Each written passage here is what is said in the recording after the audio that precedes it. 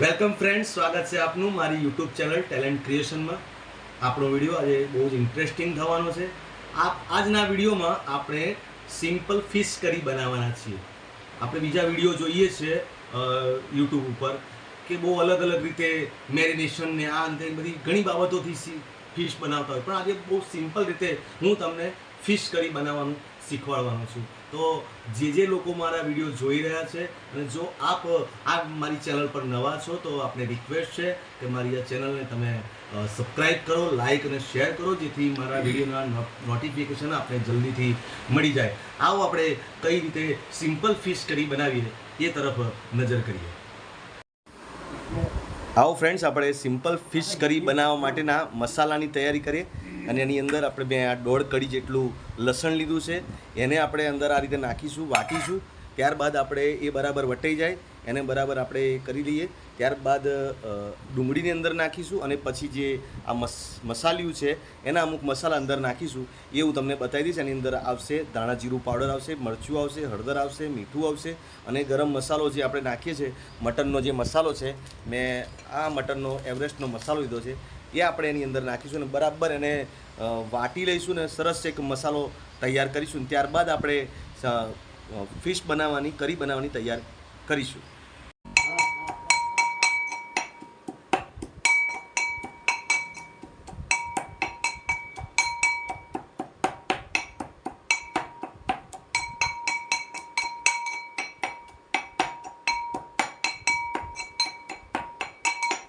લસણ વટાઈ ગયું છે, આપણે એની અંદર આ ડુંગળી નાખીને હું વાટી રહ્યો છું।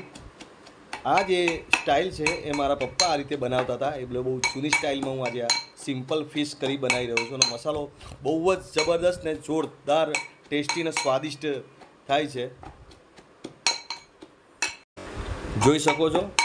ખૂબ જ સરસ રીતે ડુંગળી પણ પહેલાં લસણ વાટ્યું ને ત્યારબાદ ડુંગળી પણ બહુ જ સરસ રીતે વટાઈ ગઈ છે।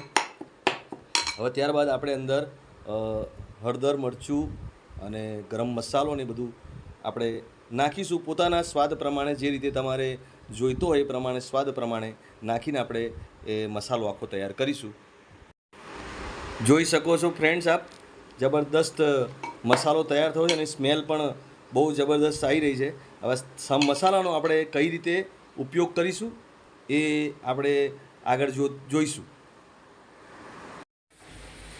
આપ જોઈ શકો છો મારી પાસે ફિશ છે અને 500 ગ્રામથી વધારે છે, થોડા ટામેટાં છે અને આ જે આપણે ડુંગળી લસણનો જે મસાલો આપણે જે તૈયાર કર્યો હતો એ છે। ગેસ પર મેં કઢાઈ મૂકી દીધી છે અને એની અંદર હવે થોડું હું તેલ નાખીશ અને ત્યારબાદ હું મસાલો અંદર નાખીશ। જરૂરિયાત પ્રમાણેનું મેં તેલ નાખ્યું છે, 3 થી 4 પરી, અને ત્યારબાદ એની અંદર હું આ ટામેટાં નાખી દઈશ।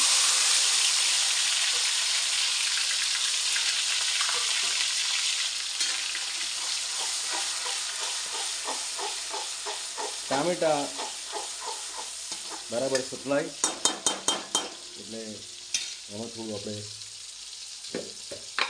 સ્વાદ પ્રમાણે નમક નાખી દઈશું।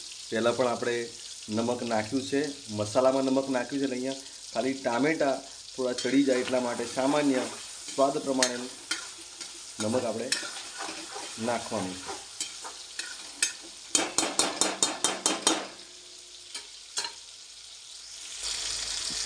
ટામેટાં થોડા સતળાઈ જાય એટલે જે મસાલો આપણે તૈયાર કર્યો હતો એ મસાલો આપણે એની અંદર નાખીશું।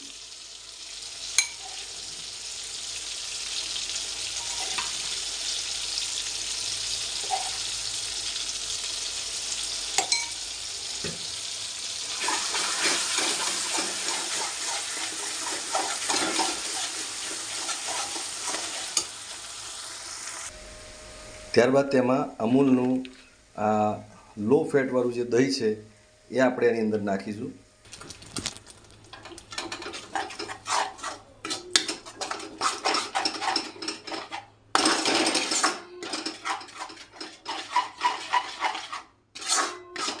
દહીં નાખવાથી એનો ટેસ્ટ બહુ જ સરસ થઈ જશે। કોઈ બીજા વધારાના મસાલા નથી, કોઈ ગરમ વધારાના કોઈ સૂકા મસાલા નાખ્યા નથી, સામાન્ય અને સિમ્પલ ને સોબર રીતે આપણે આજે આ ફિશ કરી બનાવવાના છીએ અને આપ પણ ઘરે બનાવી જોશો. એકદમ સિમ્પલ, કોઈ વધારે મસાલા નાખવાની જરૂર નહીં પડે અને બહુ જ સરસ આપને લાગશે. થોડું સાંતળ્યું છે એને.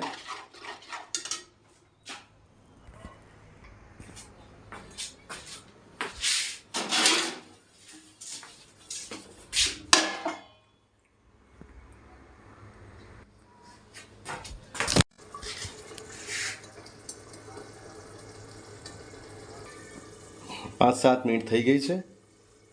આપણે હવે એની અંદર ફિશ નાખી દઈશું. જોઈ શકો છો જે મસાલો હતો એનો કલર કેવો જોરદાર આવ્યો છે. અને એકદમ ધીમે ધીમે આપણે ફિશની અંદર મૂકીશું. મેં ફિશને ફ્રાય પણ નથી કરી, એમ નેમ જ મૂકી છે.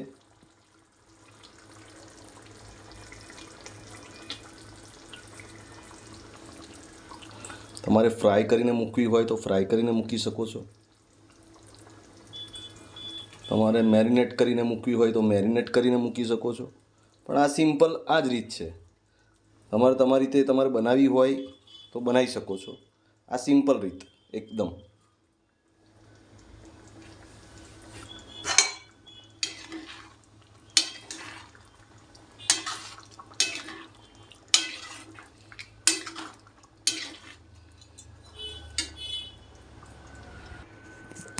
થોડી વાર ફિશને થવા દઈશું અને ત્યારબાદ આપણે ઢક્કણ ઉગાડીને જોઈ લઈશું.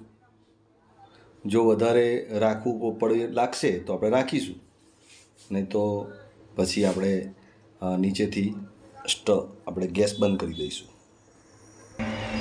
આપ જોઈ શકો છો આપણી ફિશ, સિમ્પલ ફિશ કરી બનીને એકદમ જબરદસ્ત તૈયાર થઈ ગઈ છે. અને હવે આપણે સર્વ કરીને ખાઈશું.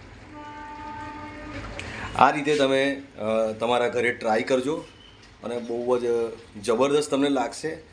બહુ જ સિમ્પલ રીતે અને જલ્દીથી આપના ઘરમાં બની જશે. ટ્રાય કરજો, બહુ જ સરસ લાગશે.